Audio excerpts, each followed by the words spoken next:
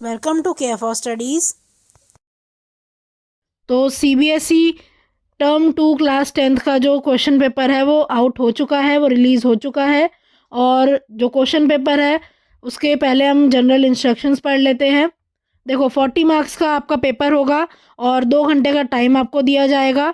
सभी प्रश्न जो हैं वो अनिवार्य हैं, सारे करने हैं आपको, कोई चॉइस नहीं है ना। प्रश्न पत्र 3 खंड में डिवाइडेड होगा, सेक्शन ए, बी और सी, है ना। 3 सेक्शन होंगे, 3 खंड होंगे और टोटल 15 प्रश्न होंगे आपके क्वेश्चन पेपर के अंदर। अब जो सेक्शन ए है उसमें आपको देखने को मिलेंगे 7 प्रश्न, है ना। 7 प्रश्न होंगे उसमें और हर एक प्रश्न 2 नंबर का होगा। यहीं जो सेक्शन बी है, जो दूसरा खंड है, वो होगा 6 प्रश्नों का और उसमें 3 अंक वाले क्वेश्चन होंगे। जो आखिरी वाला जो सेक्शन सी है, वो जो खंड है उसमें 2 केस आधारित प्रश्न होंगे, केस स्टडी आधारित प्रश्न होंगे और प्रत्येक प्रश्न होगा 4 नंबर का। अब यहाँ पर ये जो लास्ट वाला सेक्शन है, सेक्शन सी, वहाँ पर आपको 3 जो है सब क्वेश्चंस मिलेंगे। उसके अंदर 3 क्वेश्चन होंगे। हर एक क्वेश्चन में पहला और दूसरा तो कंपलसरी आपको करना होगा और जो लास्ट वाला है उसमें आपको चॉइस मिलेगी। तो देखो, वैसे तो पूरे पेपर में कहीं भी आपको चॉइस नहीं है, लेकिन कुछ ऐसे प्रश्न होंगे इसमें जहां आपको आंतरिक विकल्प दिए जाएंगे। तो एक छात्र को ऐसे प्रश्नों में से केवल एक ही विकल्प वहाँ करके आना है। अगर आपने दोनों क्वेश्चंस कर दिए तो आपको नंबर नहीं दिए जाएंगे, आपको सिर्फ फर्स्ट वाले के नंबर दिए जाएंगे। तो आज हम जीव विज्ञान वाला पोर्शन पढ़ने वाले हैं सैम्पल पेपर का। थर्ड क्वेश्चन करते हैं। थर्ड में 2 पार्ट हैं, ए और बी। ए में बताना है हमें, लिंग से मुक्त होने के बाद एक नर युग्मक मादा युग्मक को निषेचित करने के लिए जिस पथ का अनुसरण करता है उसका पता लगाएं। तो इस तरह आप यहाँ पे पैराग्राफ की फॉर्म में भी लिख सकते हो कि जो नर युग्मक यानी जो शुक्राणु है वो सबसे पहले जाता है वो योनि में, है ना। सबसे पहले योनि में जाएगा वो। इसी तरह योनि के बाद वो गर्भाशय में जाएगा, गर्भाशय से अंडवाहिका में जाएगा और वहाँ जाके क्या करेगा, निषेचन वहाँ कर लेगा, है ना, युग्मनज बना लेगा। चाहो तो आप क्या कर सकते हो, चाहो तो आप यहाँ पे ये डायग्राम भी बना सकते हो, है ना। कोई भी एक चीज़ आप करो और डायग्राम में योनि, गर्भाशय और अंडवाहिनी यानी कि अंडवाहिका बनाना ज़रूरी है। अब आप और क्या कर सकते हो यहाँ पे, या तो डायग्राम या फिर ये पैराग्राफ आप बना दो। जो सेकंड वाला पार्ट है वो है युग्मनज में उपस्थित गुण सूत्रों के समुच्चयों की संख्या बताएं। तो क्या लिखोगे आप यहाँ ये लिख दोगे कि 2 सेट होते हैं, ठीक है ना। 2 सेट होते हैं यहाँ गुण सूत्रों के। अब 2n भी आप यहाँ लिख सकते हो, वो भी यहाँ पे स्वीकार कर लिया जाएगा आंसर। n और 3n नहीं माना जाएगा क्योंकि ये आंसर नहीं है। यहाँ देखो, राजेश ने ब्रेड के एक बासी टुकड़े पर हरे काले चूर्ण का एक टुकड़ा देखा। इसके लिए उत्तरदायी जीव का नाम और अलैंगिक जनन की इस विशिष्ट विधि का हमें नाम बताना है। तो देखो क्या लिखेंगे यहाँ पे, ब्रेड का जो बासी टुकड़ा है उस पे जो हरा काला चूर्ण है, ये जो हरा काला पाउडर है, ये राइजोपस है और राइजोपस बीजाणु निर्माण की वजह से बनता है, ठीक है ना। आधा आधा नंबर ये दोनों पॉइंट्स लिखने के हैं। नेक्स्ट, इसके वनस्पतिक तथा जनन अंगों का नाम लिखना है। तो हाइफे या फिर जिसे कवक तंतु आप बोलते हो, ये तो हो गया यहाँ पर वनस्पतिक अंग, है ना। आप यहाँ देख पा रहे हो कवक जाल भी यहाँ लिखा हुआ है। क्या है ये आप पूरा देख रहे हो, यहाँ धागे जैसा पूरा जो यहाँ संरचनाएं हैं ये वाली, ये होती हैं हाइफी या फिर हाइफे, है ना। और यहीं अगर आप बात करो, आप ऊपर देख पा रहे हो यहाँ पे एक सूक्ष्म गुच्छे जैसा एक यहाँ देख रहे हो आप अंग, ये क्या है, इसे बीजाणुधानी कहते हैं या फिर स्पोरेंजिया भी आप इसे बोलते हो। और ये क्या होता है, ये प्रजनन अंग होता है राइजोपस का। देखो यहाँ पर जो फिफ्थ क्वेश्चन है, इसमें 2 खेत बताए गए हैं कि 2 खेत हैं ए और बी और उसमें सरसों उगी थी। खेत ए ने भूरे रंग के बीज पैदा किए जबकि खेत बी ने पीले रंग के बीज पैदा किए। यह देखा गया कि क्षेत्र ए में संतानों ने लगातार पीढ़ियों के लिए केवल माता पिता के लक्षण दिखाए, जबकि क्षेत्र बी में अधिकांश संतानों ने संतान में विभिन्नता दिखाई। इनके संभावित कारण आपको बताने हैं कि कारण क्या होंगे। और यहाँ पर आप देख रहे हो 2 क्वेश्चन है, है ना। वैकल्पिक प्रश्न भी है यहाँ पर और में भी दिया हुआ है क्वेश्चन, तो दोनों में से आप कोई एक करोगे, या तो पहला या तो दूसरा। तो अब देखो पहला वाला करते हैं। यहाँ पर आपको बता रखा है जो खेत ए है वहाँ पर क्या हुआ, जो माता पिता हैं उन्हीं के लक्षण उनकी संतानों में भी है ना। और जबकि जो बी है उसमें क्या है, संतान में विभिन्नता है। तो तभी आती है समानताएं जब स्वपरागण हुआ हो, है ना, तब कोई भी विभिन्नता नहीं आती। तो स्वपरागण खेत ए में हुआ होगा। और यहाँ अगर हम खेत बी में बात करें तो जो विभिन्नताएं हैं वो आती है जीन के क्रॉस की वजह से, है ना। और जीन में जब क्रॉस आता है, जब गुणसूत्र में क्रॉस होता है, तब क्या होता है, तब वहाँ पर भिन्नता या फिर विभिन्नता देखने के लिए मिलती है ना। तो जीन का क्रॉस खेत बी में हुआ है, जो कि किस वजह से होता है, जीन का क्रॉस तभी पॉसिबल है, तभी हो सकता है जब पर परागण हुआ हो। तो आप कह दोगे खेत बी में पर परागण हुआ है, जबकि जो खेत ए है वहाँ पर स्वपरागण हुआ है।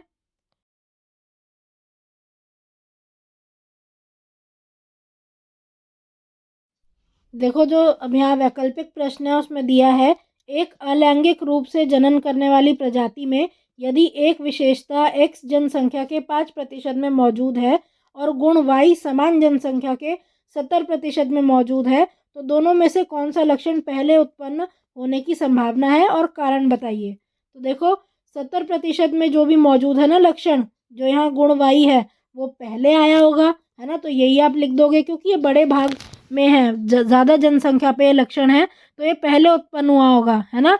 आपको पता है बार बार जो डीएनए क्या करता है, अपनी प्रतियां बनाता है ना। और प्रतियां बनाने की वजह से क्या है, ये जो लक्षण है बार बार कॉपी हो के ज़्यादा लोगों तक पहुंचा होगा, ज़्यादा जनसंख्या तक पहुंचा होगा। जबकि अब आपको पता है ये जो डीएनए की प्रतियां बनती हैं इसमें कुछ त्रुटि आ जाती है ना।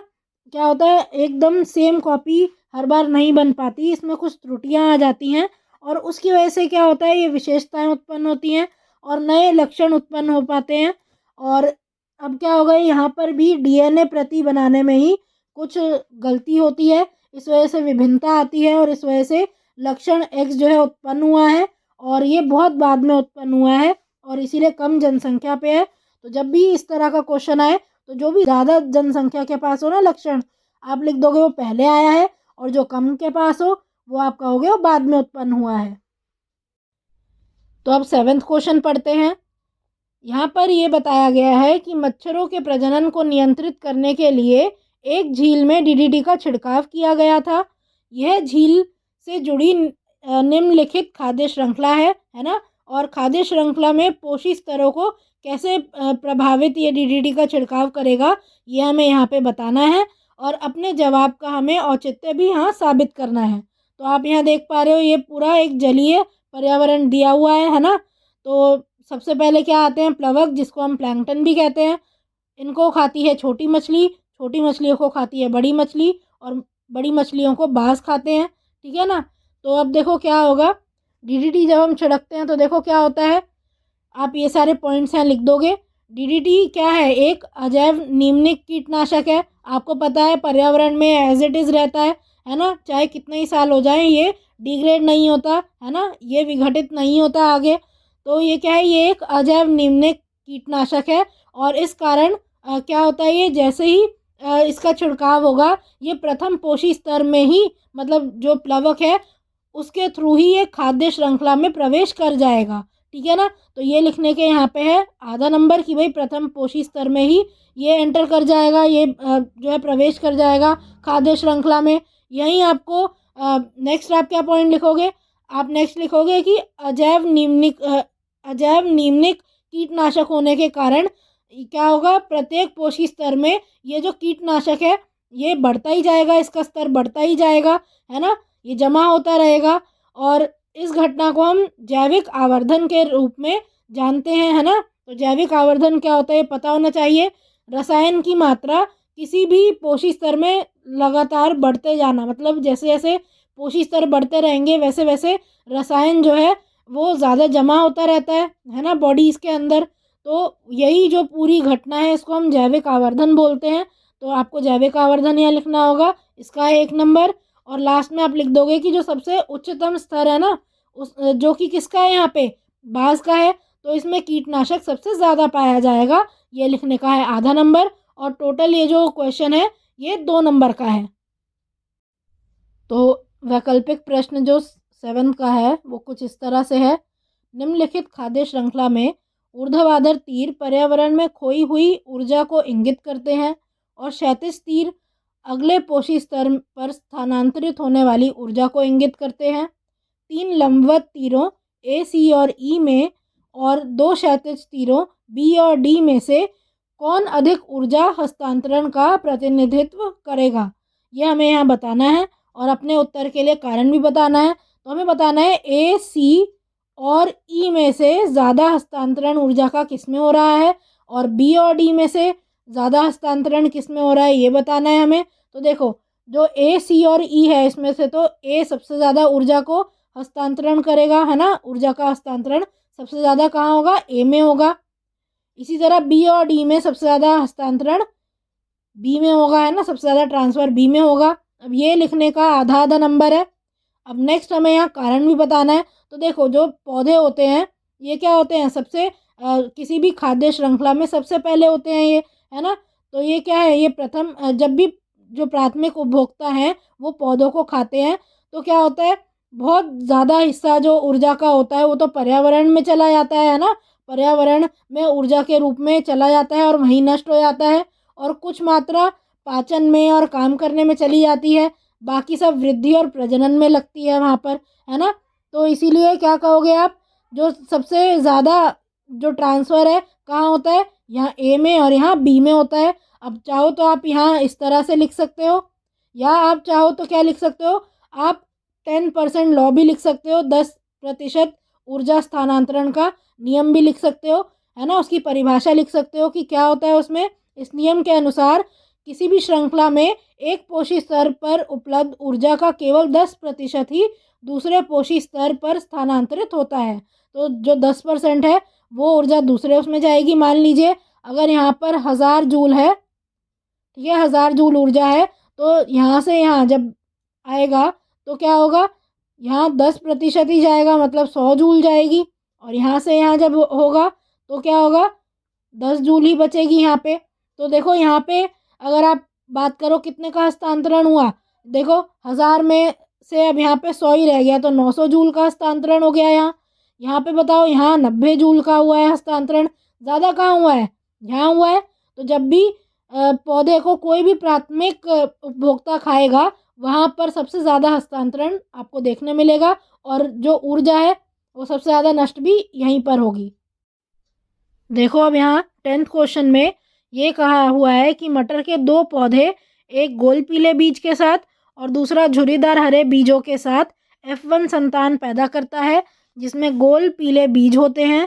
जब F1 पौधे स्वपरागित होते हैं तो F2 संतति में वर्णों के कौन से नए संयोजन की अपेक्षा की जाती है। तो यहाँ ये बोला हुआ है कि अगर 2 तरह के पौधों को मिलाएं जिसमें एक है गोल पीले बीज वाला, दूसरा है झुर्रीदार हरे बीज वाला, तो दोनों को मिलाकर जो F1 पौधे आए हैं वो आए हैं गोल पीले बीज वाले, है ना। आर आर आर छोटा आर कैपिटल वाई छोटा वाई ये वाले आए हैं। अब बोला है अगर इनको हम स्वपरागित कराएंगे तो नए पौधे कौन कौन से बनेंगे, कौन से नए कॉम्बिनेशन, कौन से नए संयोजन आपको देखने मिलेंगे, ये बताना है। तो देखो यहाँ पर एक पूरा क्रॉस बना के देख लेते हैं एक बार।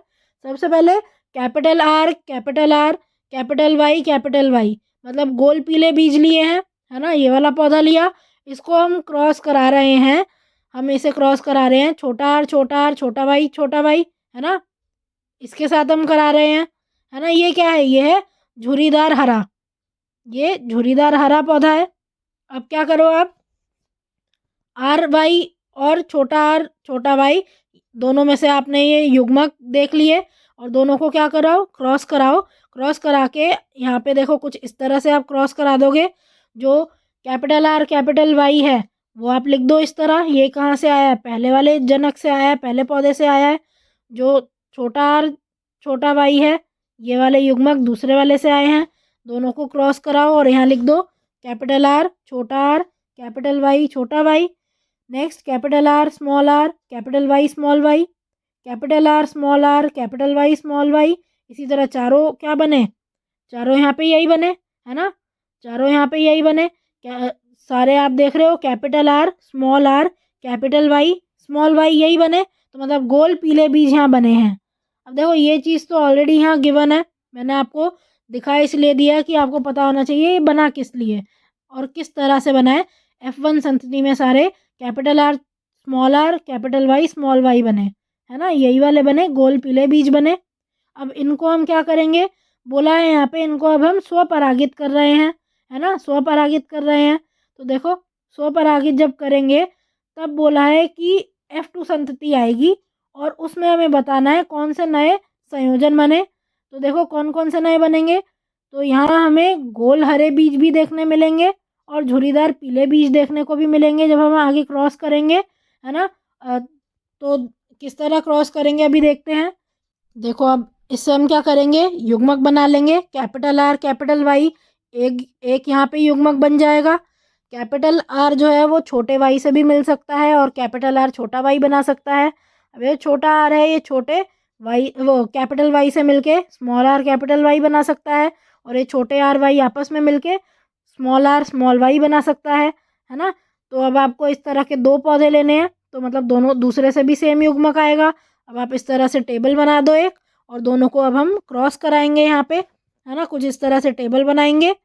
और पहले पौधे से जो युग्मक है वो लेफ्ट में, दूसरे से जो युग्मक आएंगे वो ऊपर की तरफ लिख के क्रॉस कर देंगे। तो देखो capital R capital Y small Y, ऐसे हमें दो पौधे आपस में यहाँ पर क्रॉस करने हैं, है ना, आपस में यहाँ क्या करना है, स्वपरागण करना है। तो ये युग्मक लिख देते हैं कुछ इस तरह से।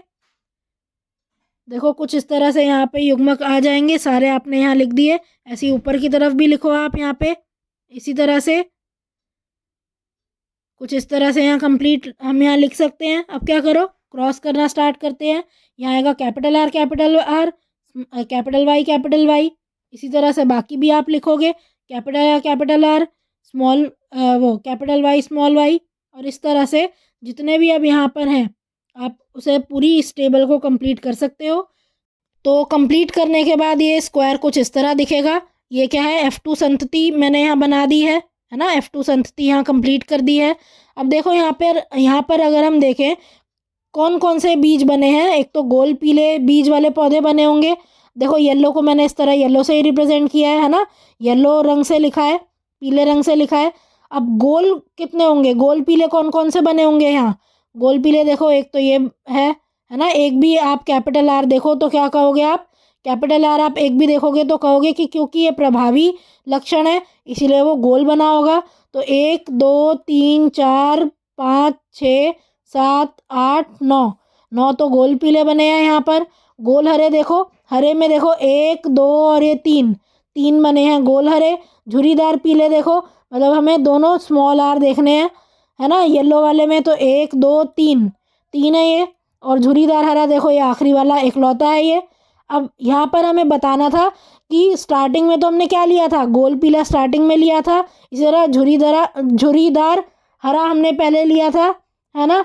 हमें यहाँ पर क्या बताना था, नए संयोजन कौन कौन से बनेंगे। देखो गोल हरा बन रहा है अभी और झुरीदार पीला बन रहा है ना, तो ये आप लिख दोगे कि गोल हरा जो है एक नया संयोजन बना। इसी तरह जो झुरीदार पीला है ये भी नया संयोजन बना। और ये क्यों बना, ये इसलिए बना है क्योंकि यहाँ पर जो बीज का आकार है और जो रंग है, दोनों लक्षणों ने अपने आप को स्वतंत्रता पूर्व क्या किया, दिखाया, दर्शाया, है ना। तो जो स्वतंत्र वंशानुक्रम का नियम है तो इसके अकॉर्डिंग क्या किया, स्वतंत्र विभाजन का जो नियम है इसके अकॉर्डिंग दोनों लक्षणों ने अपने आप को स्वतंत्रता पूर्वक दिखाया है और इस वजह से नए संयोजन आपको यहाँ बने हैं, आपको यहाँ मिले हैं। ठीक है, तो आप इस तरह ये पूरा लिख दोगे, है ना। नेक्स्ट देखो यहाँ पर ये बताना है कि 160 बीज हैं टोटल, 160 बीज में से आपको बताना है कि नए लक्षणों वाले ये जो संयोजन के बीज हैं ये कितने पैदा हुए होंगे। तो मतलब आपको गोल हरे और झुरीदार पीले बताना है कि कितने कितने बने हैं। तो देखो आप एक बार यहाँ 9 3 3 1, ये क्या है, दृश्य रूपी अनुपात आया यहाँ पे। तो मतलब कुल यहाँ पर कितने बीज हैं अगर हम गिने तो 9 और 1 10 और ये टोटल 16। तो 16 में से देखो 3 गोल हरे बीज बने, है ना, 16 में से 3 गोल हरे बीज बने तो 160 में से कितने बने होंगे? इस तरह मल्टीप्लाई करो, क्या आ जाएगा? 30, है ना। तो आप कहोगे 160 में से 30 गोल हरे बीज बने होंगे। झुर्रीदार पीले कितने बने होंगे? देखो ये भी 16 में से 3 ही बन रहे थे, तो 160 में से कितने बनेंगे? यहाँ भी क्या करो, 3/16 को गुणा कर दो 160 से। इस तरह से यहाँ पर सॉल्व करो, आंसर आएगा 30, ठीक है ना। तो यहाँ पर देखो गोल हरा लिखने का आधा नंबर है, झुर्रीदार पीला लिखने का आधा नंबर है, ये 30 बताने का कि इतने बने ये बताने का आधा आधा नंबर है, और ये जो लास्ट पार्ट है जो जिसमें आपने कारण लिखा है ये लिखने का 1 नंबर है। टोटल ये जो प्रश्न है ये हो गया 3 नंबर का। देखो 13 क्वेश्चन पर आते हैं। वायुमंडल की ऊपरी परतों में पाई जाने वाली गैस ए एक घातक विष है, लेकिन सभी जीवित प्राणियों के लिए आवश्यक है। इस गैस की मात्रा 1980 के दशक में तेज़ी से घटने लगी थी। हमें बताना है, हमें पहचानना है कि गैस ए है कौन सी, और यह वायुमंडल के उच्च स्तरों पर कैसे बनती है यह हमें बताना है, ठीक है। कैसे बनती है ये बताना है। देखो गैस ए ओजोन है, ठीक है। तो ओजोन कहाँ पाई जाती है? ऊपरी परतों में पाई जाती है, और बहुत ज़्यादा लाभदायक है, बहुत ज़्यादा आवश्यक है हमारे लिए। अब चाहो तो आप यहाँ ओजोन लिख सकते हो, या फिर ओजोन का सूत्र लिख सकते हो जो कि है O3। कुछ भी आप लिखोगे तो आपको मार्क्स मिल जाएगा। नेक्स्ट देखो, यहाँ पर आपको ये बताना है कि ये कैसे बनती है। तो ये बनती है पराबैंगनी किरणों की वजह से, पराबैंगनी विकिरण के प्रभाव से।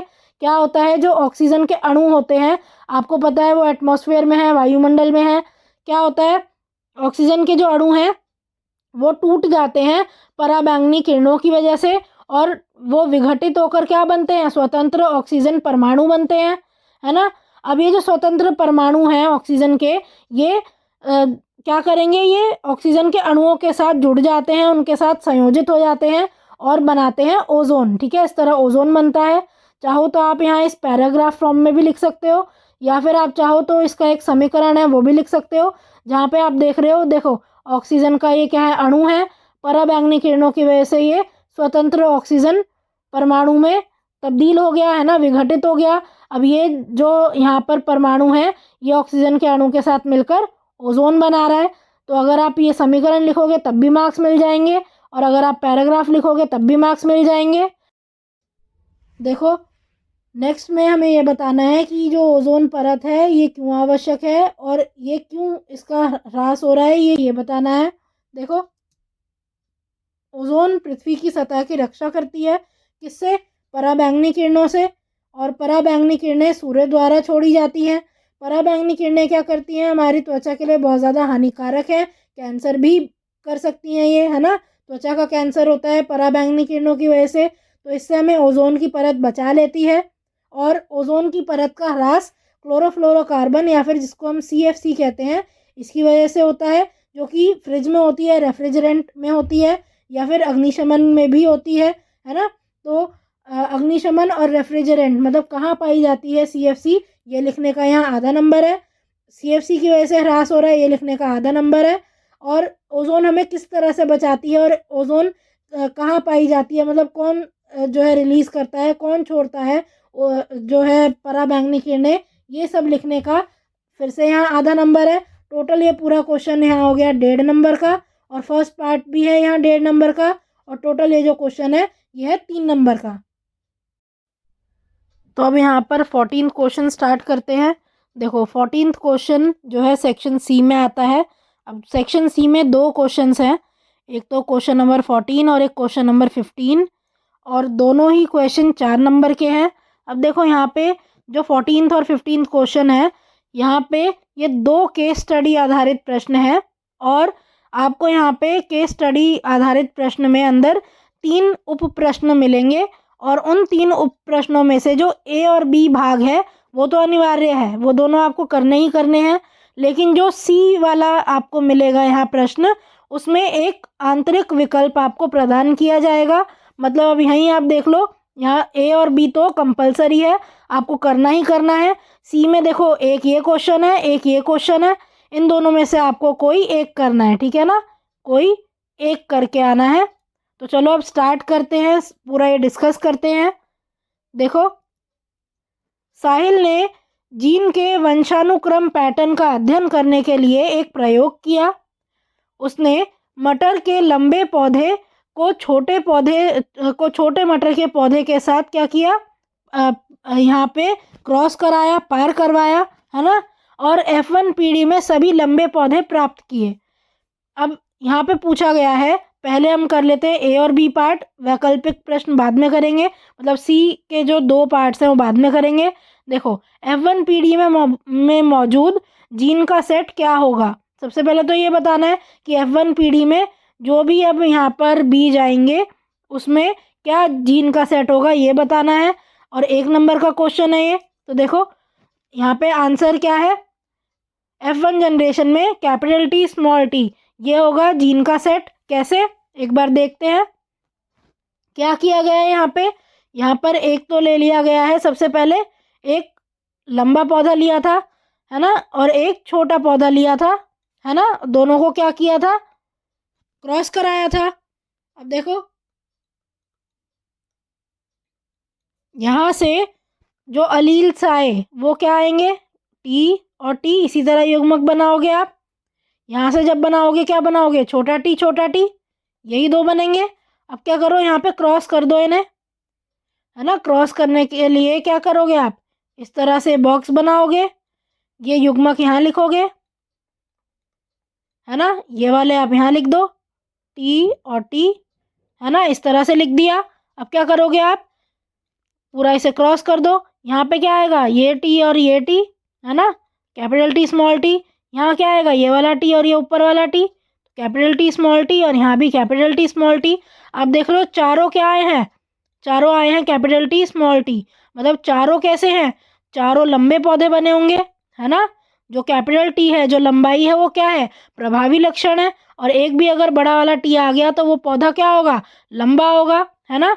तो ये क्या बने हैं, लंबे पौधे बने हैं, ठीक है ना, ये यहाँ पे लंबे पौधे बने हैं। 1 नंबर का यहाँ पे ये प्रश्न है जिसमें आपको लिखना है कि जीन का सेट कौन सा है, तो कैपिटल टी स्मॉल टी लिख दोगे। नेक्स्ट आपको बताना है, कारण बताइए कि F1 संतति में केवल लंबे पौधे ही क्यों देखे जाते हैं। तो देखो ये इसलिए देखे जाते हैं क्योंकि आपको पता है टी क्या है, बड़ा वाला टी अभी आपने क्रॉस करके देखा क्या है, ये लक्षण प्रभावी लक्षण है ना। और जो छोटा टी है वो क्या है, वो अप्रभावी लक्षण है ना। तो इसीलिए आप यहाँ देख रहे हो क्रॉस में, क्योंकि चारों में ही एक बड़ा वाला टी आ रहा है और क्योंकि ये प्रभावी है, इसीलिए जितने भी यहाँ पर पौधे बनेंगे सभी कैसे बनेंगे, जितने भी यहाँ पर पौधे हैं वो लंबे पौधे बनेंगे, ठीक है ना। आप चाहो तो यहाँ पर प्रभावी और अप्रभावी लक्षण की जो परिभाषा है अगर आप वो लिख दोगे तब भी आपको मार्क्स मिल जाएंगे। तो आप या तो यहाँ पे परिभाषा लिखो, या फिर ये जो यहाँ लिखा है कि कैपिटल टी क्या है, ये लक्षण प्रभावी है, और छोटा टी क्या है, ये अप्रभावी है, ये लिखोगे तब भी आपको मार्क्स मिल जाएंगे। तो इतना पोर्शन जो है ए और बी पार्ट मिला के ये 2 नंबर का हो गया। अब देखो सी पार्ट पर आते हैं। देखो सी पार्ट अब 2 नंबर का है और 2 वैकल्पिक प्रश्न है, मतलब यहाँ पे 2 प्रश्न आपको दिए हुए हैं और इनमें से आपको कोई एक ही करना है। एक एक करके हम दोनों करते हैं अभी फ़िलहाल तो डिस्कस, पर आप पेपर में कोई एक करके आओगे। देखो जब F1 पौधे स्वपरागित थे तब कुल 800 पौधे बने, ठीक है ना, तब कुल 800 पौधे पैदा हुए थे। इनमें से कितने लंबे, मध्यम ऊंचाई या छोटे पौधे होंगे, F2 पीढ़ी का जीनोटाइप दीजिए। तो आपको यहाँ पर ये बताना है 800 अगर पौधे हैं आपके पास F1 पीढ़ी में, तो जब आप उनको स्वपरागित कराओगे तो जो पौधे बनेंगे उसमें से कितने लंबे बनेंगे, कितने मध्यम, कितने छोटे बनेंगे, और आपको जीनोटाइप बताना है ना। तो देखो क्या लिखोगे आप यहाँ पे आंसर लिख दोगे कि 800 में से 600 लंबे पौधे बनेंगे और 200 छोटे पौधे बनेंगे, और जीनोटाइप कुछ यहाँ आप इस तरह लिख दोगे। अब देखो आया कैसे ये, अभी हमने F1 पीढ़ी में अभी देखा था, जस्ट F1 पीढ़ी में अभी हमने देखा था क्या बने थे, सारे लंबे पौधे और कुछ इस तरह बने थे, है ना, इस तरह बने थे ये। अब देखो क्या करोगे आपने इनको क्या करा दिया, स्वपरागित करा दिया, मतलब ऐसे ही आपने 2 पौधे ले लिए और इनको आप स्वपरागित करा रहे हो। तो क्या करोगे अब आप, सबसे पहले तो इनके आप युग्मक देखो किस तरह बनेंगे। इससे एक बड़ा टी एक आ गया, यहाँ पे छोटा टी, इससे भी क्या आ जाएगा, देखो एक कैपिटल टी एक स्मॉल टी आ जाएगा, है ना। अब क्या करो, आपस में इनका क्रॉस करा दो, और क्रॉस देखो जब आप कराओगे कुछ इस तरह से करा सकते हो। ये एक कैपिटल टी स्मॉल टी, ये वाले आप यहाँ ऊपर लिख दो, क्रॉस करा दो, capital T capital T, capital T छोटा टी, कैपिटल टी छोटा टी, छोटा टी छोटा टी।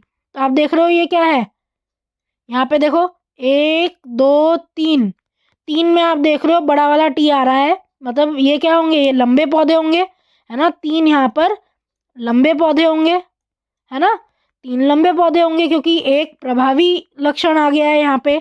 और ये देखो ये क्या होगा, ये अप्रभावी लक्षण है, और दोनों यहाँ पे छोटे टी हैं, तो एक क्या होगा यहाँ पे, एक छोटा पौधा होगा, है ना, एक छोटा पौधा होगा यहाँ पे। तो आप क्या करोगे, अब देखो रेशियो अनुपात जो है यहाँ पर आ गया, दृश्य रूपी अनुपात यहाँ पर आ रहा है 3:1, है ना। ये जो अनुपात है यहाँ पर आ रहा है 3:1। तो इसका मतलब क्या है कि अगर हमारे पास टोटल ये कितना है, 4, मतलब 4 पौधे अगर होते, उसमें से 3 लंबे बनते, एक छोटा बनता, है ना। तो अनुपात देखो मैं यहाँ लिख रही हूँ लेफ्ट में, देखो 3/4, मतलब लंबे अगर मैं देखना चाहूँ, लंबे क्या है, 4 में से 3 पौधे लंबे हैं, तो हमारे पास यहाँ कितने हैं, 800 पौधे दे रखे हैं, तो 800 में से कितने लंबे बनेंगे। आप क्या करोगे, 3/4, इससे आप गुणा कर दोगे 800 को। अब यहाँ पे आप कैलकुलेशन करो, आंसर आ जाएगा 600 लंबे पौधे होंगे, है ना। ये क्या होगा, ये 2 से चला जाएगा, आंसर आ गया यहाँ पे 600। अब छोटे पौधे अगर आपको देखने हैं तो कैसे करोगे, छोटे पौधे देखो कितने हैं यहाँ, छोटे पौधे, छोटे अगर आपको निकालने हैं तो क्या करोगे, 4 में से कोई एक ही छोटा था, है ना, और यहाँ आप पे कितने हैं, टोटल 800 हैं। अब इसको आप करो, क्या आ जाएगा आंसर, 200 आ गया। तो 200 यहाँ पे छोटे पौधे मिलेंगे। अब जो मध्यम ऊंचाई है वो देखने नहीं मिलती, ठीक है ना, मध्यम ऊंचाई वाले देखने नहीं मिलेंगे, या तो लंबे होंगे या फिर छोटे होंगे। अब ये आपने लिख दिया। अब नेक्स्ट आपको यहाँ पे क्या लिखना था, जीनोटाइप। तो देखो इतना लिखने का यहाँ पे क्या है, 1 नंबर है। जीनोटाइप आपको और लिखना है, तो जीनोटाइप क्या होगा, आप देख रहे हो यहाँ पे जीन्स को देखो, कितने तरह के जीन बने हैं, टी बना है ना, और क्या बना है, कैपिटल टी स्मॉल टी बना है, और क्या बना है, छोटा टी बना है। ये कितना बना है, 1, ये बने 2, ये वाला बना 1, तो इसी का अनुपात आप यहाँ लिख दोगे। जीनोटाइप का अनुपात है 1:2:1, कुछ इस तरह यहाँ आप आंसर लिख दोगे, ठीक है। नेक्स्ट पर आते हैं, जब F1 पौधे को टी जीन वाले पौधे के साथ पार परागित किया गया तो कुल 800 पौधों का उत्पादन हुआ। इनमें से कितने लंबे, कितने मध्यम ऊंचाई वाले और कितने छोटे होंगे, और यहाँ आपको जीनोटाइप भी बताना है। तो यहाँ आप क्या कर दोगे, यहाँ आप लिख दोगे कि 400 हैं, ठीक है ना, और आपको क्या करना है, आपको छोटे टी जीन वाले यहाँ पौधे हैं, एक बार मैं यहाँ मिटा देती हूँ ऊपर वाला, ठीक है ना, जिससे आपको क्लियरली दिखे। एक बार ऊपर वाला जो सोल्यूशन है मैं एक बार मिटा देती हूँ।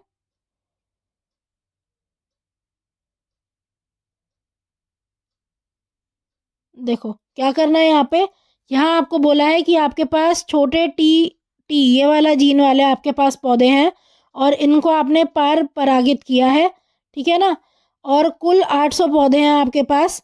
आपको बताना है कि कितने लंबे कितने मध्यम ऊंचाई वाले पौधे बनेंगे, है ना। तो देखो आपको ये F1 पीढ़ी में जो ये टी बना था, इसको आपको पार परागित कराना है इससे, है ना। F1 जनरेशन में तो यही बने थे ना, F1 पौधों को आपने टी जीन वालों के साथ क्या कराया, पार परागित कराया है। तो जब आप क्रॉस कराओगे तो क्या होगा, यहाँ से युग्मक कौन कौन से आए, कैपिटल टी स्मॉल टी, यहाँ से कौन से आए, छोटा टी, है ना। अब इस तरह से आप बना लो, बॉक्स बनाओ, capital T small T, small T small T, answer आ गया capital T small T, capital T small T. यहाँ छोटे वाले टी आएंगे दोनों, यहाँ भी छोटे वाले, मतलब 50% तो यहाँ पे कैसे बने हैं, लंबे पौधे बने हैं, है ना, और 50% यहाँ पे कितने बने हैं, छोटे पौधे बने हैं, है ना। आप देख रहे हो क्या है यहाँ पे, 2 लंबे, है ना, ये दोनों लंबे हैं तो ये दोनों छोटे बने हैं, है ना। तो 4 में से 2 बने हैं लंबे, है ना, तो इसका मतलब 1/2 आप कह सकते हो। यही रेशियो है ना। ये क्या है, इतने लंबे बने हैं और छोटे कितने बने हैं, छोटे भी कितने बने हैं, 4 में से 2, तो छोटे भी कितने बने हैं, आधे छोटे बने हैं। अब 800 हमारे पास पौधे थे, उसमें से आधे अगर लंबे हैं तो मतलब 400 लंबे बने होंगे और 400 ही छोटे बने होंगे, है ना। इस तरह आप यहाँ लिख दोगे, 1 नंबर है इसका। नेक्स्ट यहाँ आपको जीनोटाइप लिखना है ना। जीनोटाइप आपको देना है, तो क्या करोगे, ये देखो, ये 2 तरह के जीनोटाइप यहाँ आपके सामने आए हैं, कैपिटल टी छोटा टी और छोटा टी। दोनों का अनुपात क्या है, 1:1, है ना। इस तरह से आप यहाँ पे सॉल्व करके लिख दोगे और इस स्टेप का भी है 1 नंबर। टोटल ये जो सी पार्ट है ये हो गया 2 नंबर का, और पूरा जो 14वां प्रश्न है वो है 4 नंबर का। So thank you for watching. आज की क्लास के लिए बस इतना ही। अगर आपको ये वीडियो पसंद आई हो तो इसे लाइक करें, इसे शेयर करें और हमारे चैनल को सब्सक्राइब करें and hit the bell icon, जिससे हम जब भी एक नई वीडियो डालें तो उसका नोटिफिकेशन आप तक सबसे पहले पहुंचे। Thank you.